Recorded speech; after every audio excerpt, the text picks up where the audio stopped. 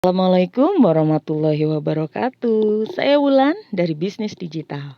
Halo Kakak, kita lanjut lagi ya di praktikum manajemen pemasaran kita kali ini.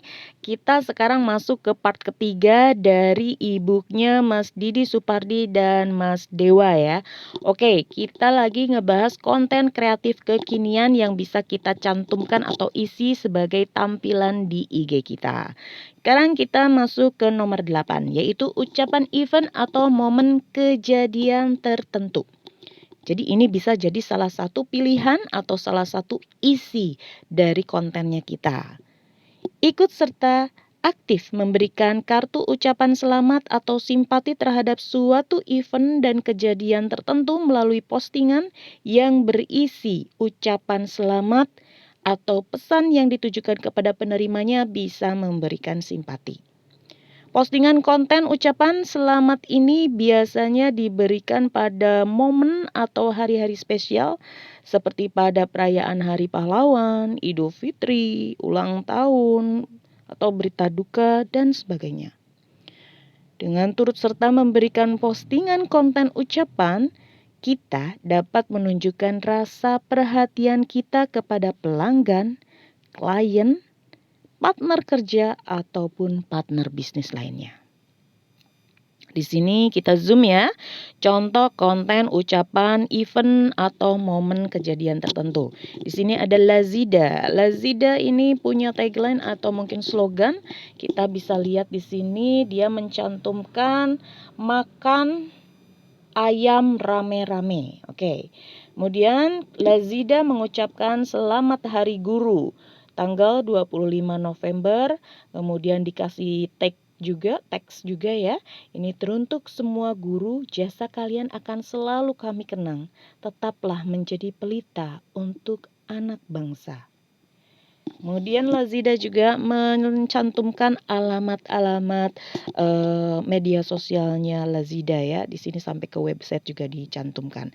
Jadi boleh ya, bukan hanya di deskripsi saja tapi juga boleh di dalam postingan kita dimasukkan alamat-alamat punya kita. Jadi biar orang juga lebih gampang gitu mencari ini siapa yang bikin gitu. Kalaupun ini di repost gitu, alamatnya kita tuh ke bawah gitu ya. Jadi itu satu keuntungan yang lumayan kalau ada orang yang mau nge-repost sedangkan alamatnya kita itu ada di situ juga nih ya, alamat media sosialnya kita. Oke, kita lihat di sini Lazida itu ngambil foto yang diedit. Fotonya adalah suasana dalam kelas, ada ibu guru, ada anak-anak dan mereka sedang kegiatan belajar mengajar ya. Kemudian diedit, dimasukkan logo Lazida, kemudian ditambahkan gradient ini atau gradasi, kemudian dimasukkan juga teksnya. Dan di deskripsi Lazida itu menambahkan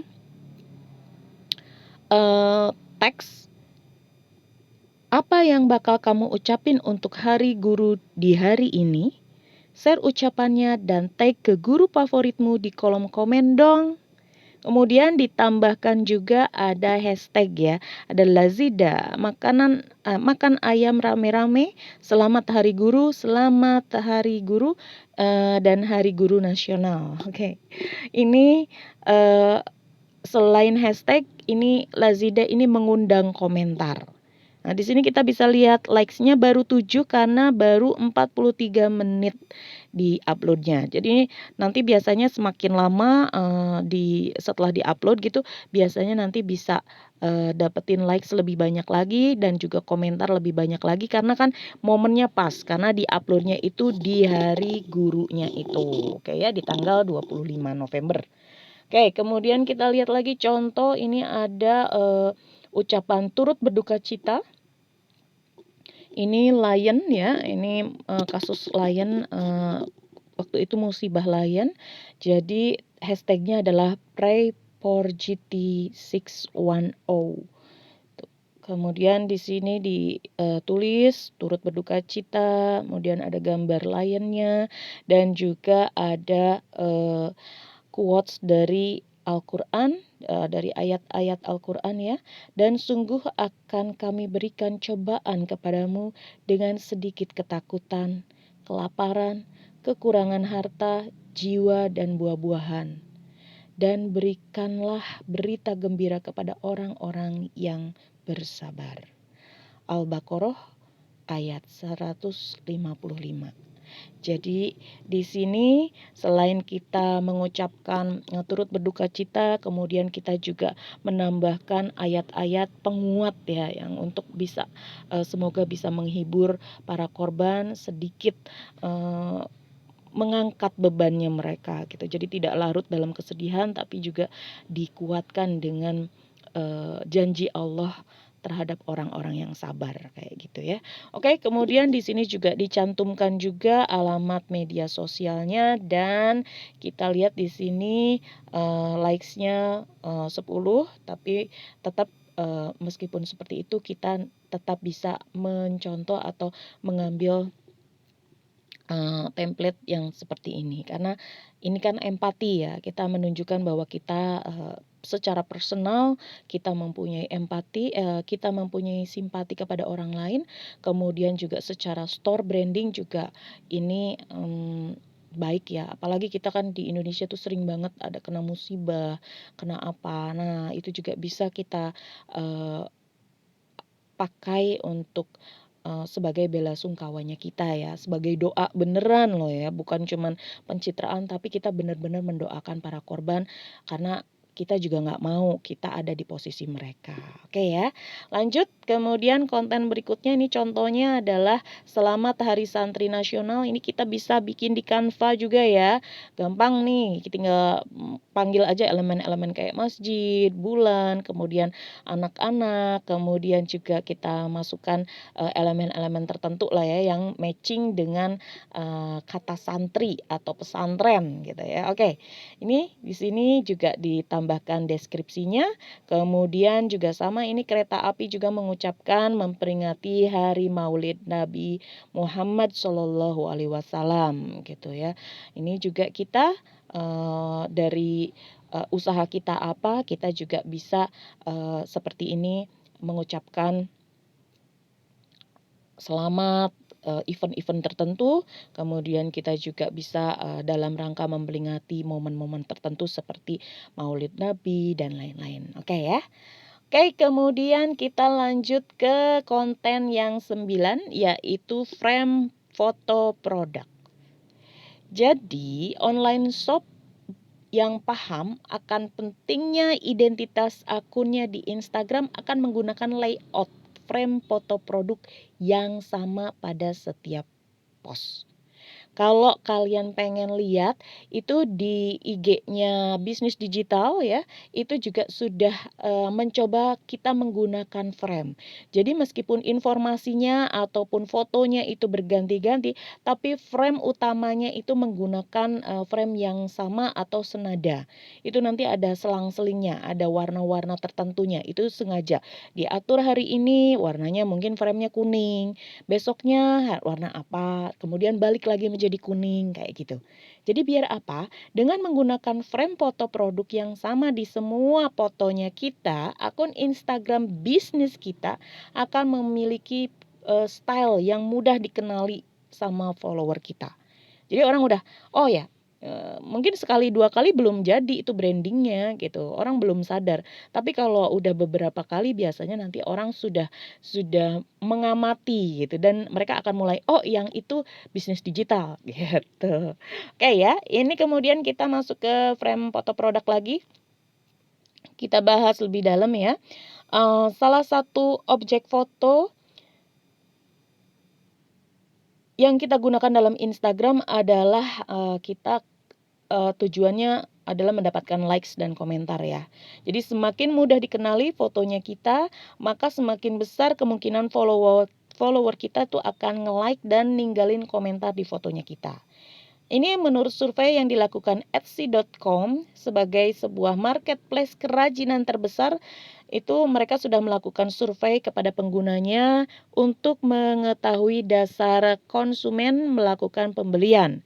Dan hasilnya adalah 90% orang dari konsumen mereka itu mengatakan foto produk itu sangat-sangat penting dan jadi faktor penentu dia membeli atau tidak. Jadi kalau untuk di Instagram, fotonya, bentuk fotonya dan juga editingnya itu ngaruh banget. Bisa sampai 90% ya. Makanya kalau saya itu kalau di IG itu saya kurang kurang lancar ya jualan di situ karena foto saya tuh biasa-biasa aja. Jadi kalau Kakak, apalagi yang suka fotografi, yang suka ngedit-ngedit, itu bagus banget kalau masuk ke pasar di IG ya. Karena nih lihat nih. Nih, kalau saya tuh ya bentuknya kalau segi 4 ataupun kotak kayak gini mesti saya sama ya, tegak lurus gitu loh. Tapi kalau ini kita dimiringin sedikit, kemudian orangnya dikeluarin sedikit dari foto. Nah, kayak gitu. Itu ternyata malah jadi artistik ya. Jadi monggo itu bisa nyontek dulu kalau kita nggak punya eee, apa ya, sisi seni gitu, nggak apa-apa kita nyontek dulu aja yang punya orang, kita pasin sesuai dengan fotonya kita, kemudian nanti lama-lama akan ketemu ritmenya. Nih jangan salah ya, jangan lupa juga kita selain foto produknya itu kita tambahkan nama toko, kemudian nama, ininya, produknya, karena kan mungkin biar nanti mudah ya di-tracking orang mau beli itu kan jadi gampang nyebutin, apa namanya, nama produknya gitu. Kemudian bahannya apa itu disebutkan juga, ukurannya ditulis juga, harganya juga iya, sama stok yang available, warna gitu. Karena ini kan jilbab ya gitu. Nah, di sini kemudian di dalam deskripsinya ini baru di infokan tambahan kalau untuk pemesanan bisa klik atau bisa hubungi nomor berapa dan jangan lupa dikasih hashtag yang banyak. Oke ya. Kemudian ini juga sama seperti, contoh foto produk ini kan sama aja seperti kita pas bikin katalog ya. Nah ini bisa dibikin puzzle yang besar sekali gitu yang 9 kotak atau satu-satu diposting silahkan. Itu, semua adalah, keputusan Kakak itu monggo, yang penting dibikin selucu mungkin ya, sekeren mungkin, tren warnanya untuk tahun ini apa saja, jadi kita bisa, menyesuaikan tren warna juga, oke. Di sini, ada gambar foto, kemudian dikasih frame dan, kemudian ditambahkan informasi detailnya di bagian deskripsi. Oke, di sini juga ada foto konten frame produk juga ada ya. Ini sama, pakai bingkai 4 foto dijadikan satu, kemudian ditambahkan informasi detail di deskripsi. Ini juga sama kita bisa tuh contek juga background kita kasih mungkin bunga atau apalah gitu barang-barang foto yang lain, kemudian baru dikasih 2 frame foto ya, terus dikasih bingkai juga. Ini deskripsinya, nih silahkan dilihat ini likes-nya 60 ya, oke untuk satu postingan. Jangan menyepelekan likes loh ya, karena tidak semua orang mau nge-likes gitu.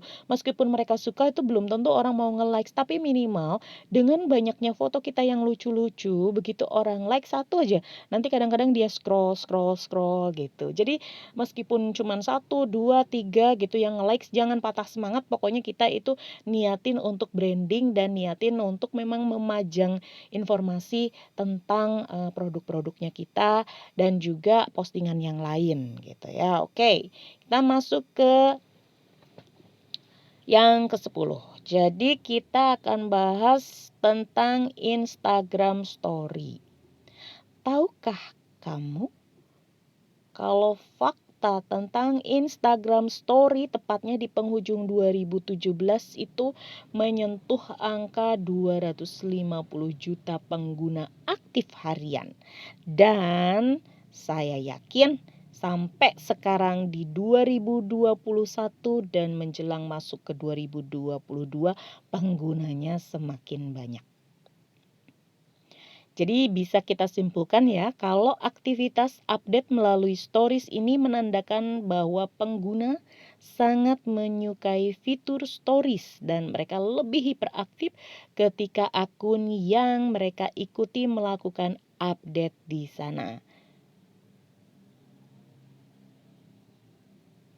Jadi pengguna itu bisa lebih mungkin berinteraksi secara personal ke akun yang di-follow-nya. Ini contohnya seperti ini. Ini adalah Instagram Stories. Kita bisa lihat seperti ini contohnya. Kemudian kita lihat juga yang bagian bawah ya. Seperti ini. Dan ini. Oke, ini bentuknya adalah Instagram Stories. Ini juga seperti untuk kereta api ya. Kita editing dulu biasa ya, kita masukin ke Canva dulu, atau mungkin kalau mau lebih suka pakai aplikasi editor yang lain juga monggo, PicsArt atau apa silahkan pakai. Yang penting kakak bisa dapetin foto-foto dan editing yang lucu-lucu ya, yang bagus, yang menarik, dan kalau bisa karena pasarnya kalian adalah kekinian anak-anak muda, silahkan disertakan mungkin kata-kata yang sapaan, atau mungkin kata-kata yang lagi tren gitu di kalangan kalian, atau bolehlah gitu, silahkan, itu keputusan ada di tangan kakak ya. Oke, di sini juga ada yang disertai dengan spesifikasi lebih detail terkait dengan produknya, itu juga boleh. Jadi tinggal dipilih aja kakak mau pilih yang mana. Oke, sementara kita lanjut dulu ke konten yang ke-11 ya. Konten artikel atau blog. Menarik perhatian dan hati pelanggan memang bukan pekerjaan mudah. Selain dengan mempromosikan toko online kita melalui media sosial, sebaiknya kita juga aktif melakukan pemasaran dengan memanfaatkan konten berupa blog atau artikel yang di-share di feed Instagram. Membuat isi konten berkualitas dan kreatif menjadi semakin penting untuk membuat bisnis online kita terjangkau dan menjangkau lebih banyak orang. Pada intinya, konten toko online kita harus menyediakan isi yang dibutuhkan oleh para pembaca. Dan kalau bisa sih belum pernah mereka lihat sebelumnya. Sebaiknya fokuskan konten pada kebutuhan dan keinginan pelanggan agar bisa mendorong terjadinya interaksi.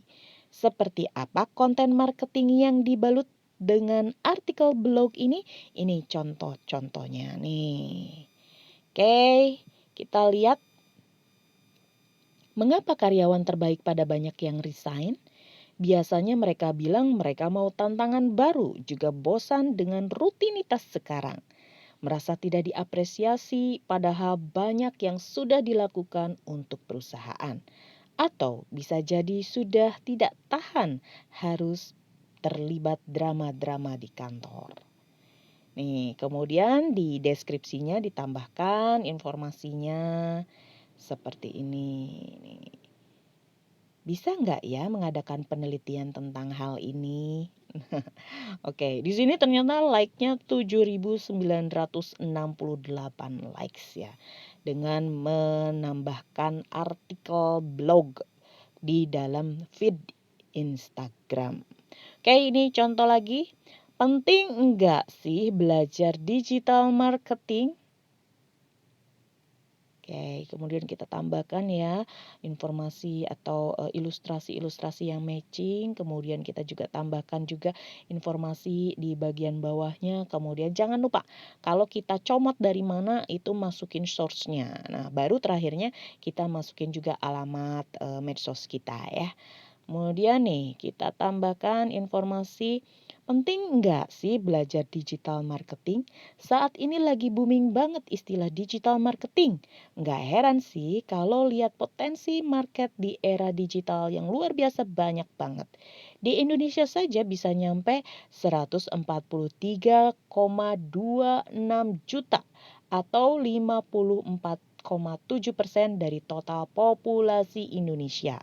Ini infonya diambil Maret 2018. Tips untuk kakak, info-info yang dimasukkan ke dalam Instagram kita itu kan sebaiknya yang belum dilihat orang ya. Jadi silakan kalian browsingen dulu. Browsingan tuh apa? Ya itu browsing dulu, cari dulu tahu informasi dari Google atau dari informasi apapun yang update. Jadi contoh kita ngambil dari tren-tren, tren apa yang ada di IG, tren apa yang ada di apa. Nah, itu kita bisa di YouTube atau di mana gitu. Nanti kita bisa bikin versi blognya. Oke ya.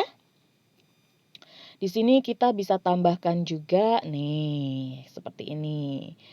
Informasi. Menurut para pengusaha di bidang teknologi, potensi ini sayang banget kalau enggak dimanfaatin dengan baik. Gimana caranya sih supaya bisa dapat market sebegitu banyak dari internet? Yap, digital marketing hadir sebagai solusi dengan tujuan untuk mendapatkan potensi marketing sebanyak-banyaknya dari dunia digital. Masih ragu buat belajar digital marketing? Jangan ragu dulu. Ikut kelas digital marketingnya luarsekolah.com aja. Lu bakal dapet banyak ilmu dan manfaatnya. Enggak teori-teori doang, di sini bakalan langsung eksekusi. Langsung hubungi aja websitenya mentoringbusiness.co/digital marketing. Ada diskon biaya pendaftaran sampai dengan 60% loh, buruan daftar.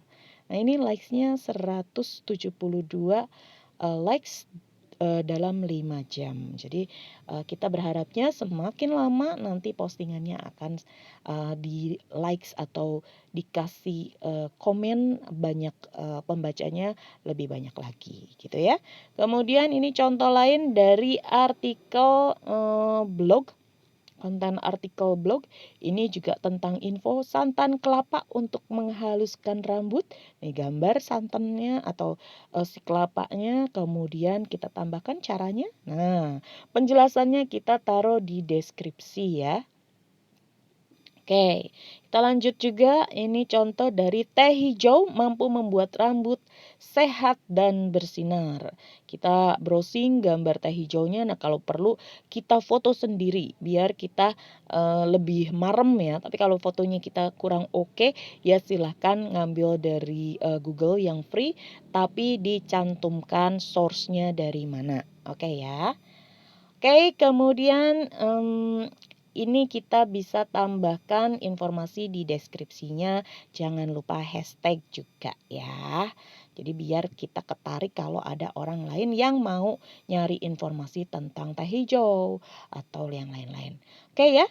Kemudian kita lihat dulu waktunya kita masih ada. Oke, kita lanjut dulu ke konten yang ke-12 yaitu konten desain puzzle grid. Feed kekinian. Jadi kita kan kemarin sudah ya belajar bikin puzzle grid. Jadi yang satu desain besar kemudian kita potong pakai grid for Instagram. Kita jadikan 9 kotak kecil-kecil gitu 3x3 ya. Itu nanti ini yang dimaksud dengan konten desain puzzle grid gitu. Kakak berarti udah bisa dong, tinggal praktek dong ya. Oke. Ini bisa dipakai untuk foto jualan atau kutipan quotes. Ini juga untuk penataan foto sama quotes-nya itu diperhatikan ya, biar jadi lebih cakep gitu. Oke, ini contohnya nih, Kakak bisa lihat contoh-contohnya seperti ini. Nah, kalau bisa jangan kepotong ya, karena kalau kepotong nanti kepalanya pada saat kita posting kalau secara garis besar seperti ini gede itu cakep gitu, tapi kalau kepotong pas kita upload satu-satu itu kan agak aneh gitu ya. Jadi sebisa mungkin gitu dibikin fotonya itu jangan sampai kepotong gitu nih. Kayak yang ini nih, ini nggak kepotong nih, ada yang 2 foto pakai bingkai, ada yang satu, kemudian yang ini juga informasinya yang kanan juga oke nih. Yang ini kemudian ini kepotong sedikit tapi kan si gambarnya kan enggak gitu ya. Oke, nih dilihat bisa ya. Kakak sudah belajar, kakak sudah praktek, jadi tinggal di posting saja, tinggal rutinnya saja diganti-ganti. Jadi kadang-kadang Instagram grid seperti ini, puzzle ya, dalam bentuk puzzle, kadang-kadang postingan biasa, kadang-kadang informasi, kadang-kadang kita ucapan selamat atau mungkin duka cita atau apapun itu. Jadi ganti-ganti biar orang yang baca juga enggak bosen.